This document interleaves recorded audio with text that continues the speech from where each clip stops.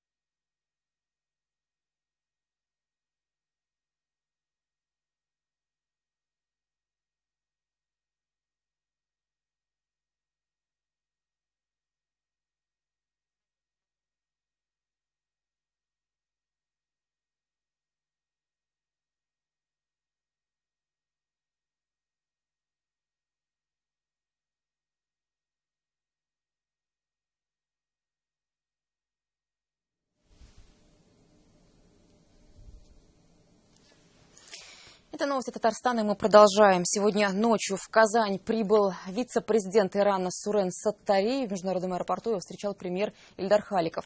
Он же сопровождал гостя в его ознакомительных поездках сегодня по Казани. Цель визита – изучение опыта